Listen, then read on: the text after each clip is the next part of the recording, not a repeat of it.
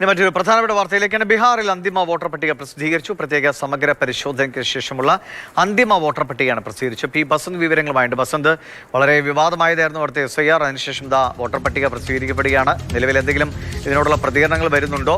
എന്തൊക്കെയാണ് വിവരങ്ങൾ?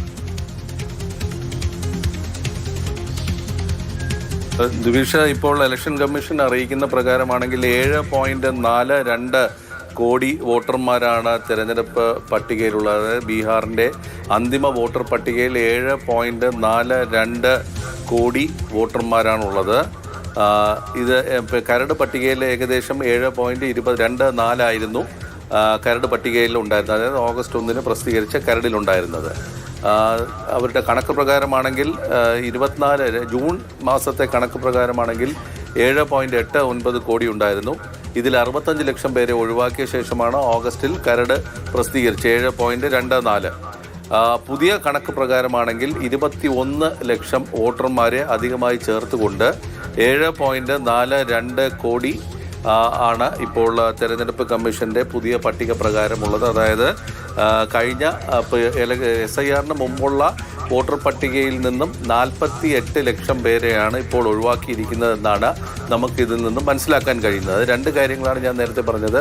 SIRന് മുമ്പുള്ള പട്ടിക പ്രകാരമാണെങ്കിൽ 7.89 കോടി ഉണ്ടായിരുന്നു. 65 ലക്ഷം പേരെ കരട് പട്ടികയിൽ നിന്നും ഒഴിവാക്കി 7.24 ആയി. ഇപ്പോൾ പുതിയതായി 21 ലക്ഷം പേരെ പുതിയതായി ചേർത്തുകൊണ്ട് 7.42 കോടിയാണ് ഇപ്പോൾ ഔദ്യോഗികമായിട്ട് തെരഞ്ഞെടുപ്പ് കമ്മീഷൻ പുറത്തുവിട്ടിരിക്കുന്ന ഒരു കണക്ക് എന്ന് പറയുന്നത്. നമുക്കെല്ലാവർക്കും അറിയാം, ഒക്ടോബർ 7-നാണ് ഈ SIRുമായി ബന്ധപ്പെട്ട കേസുകൾ സുപ്രീം കോടതി പരിഗണിക്കുന്നത്. SIRൻ്റെ കാര്യത്തിൽ സുപ്രീം കോടതി ആധാർ അടക്കമുള്ള രേഖകൾ പരിഗണിക്കാൻ പറഞ്ഞിരുന്നു. 11 രേഖകൾ ഒന്ന് ആധാർ കൂടിയാക്കാൻ നിർദ്ദേശം നൽകിയ ഒരു പശ്ചാത്തലം കൂടിയുണ്ട്. ഏതായാലും 7.42 കോടിയാണ് ബീഹാറിലെ വോട്ടർമാരെന്നാണ് ഇപ്പോൾ തെരഞ്ഞെടുപ്പ് കമ്മീഷൻ വ്യക്തമാക്കിയിരിക്കുന്നത്. ഒക്ടോബർ 7-ന് സുപ്രീം കോടതി അന്തിമവാദത്തിനായി കേസെടുക്കുന്നതിന് മുമ്പ് തന്നെ തെരഞ്ഞെടുപ്പ് പ്രഖ്യാപിക്കാനുള്ള ഒരു സാധ്യത കൂടിയുണ്ട്. കാരണം തെരഞ്ഞെടുപ്പ് കമ്മീഷണർ, മുഖ്യ തെരഞ്ഞെടുപ്പ് കമ്മീഷണർ അടക്കമുള്ളവർ 4-5 തീയതികളിൽ ബീഹാർ സന്ദർശിക്കുന്നുണ്ട്.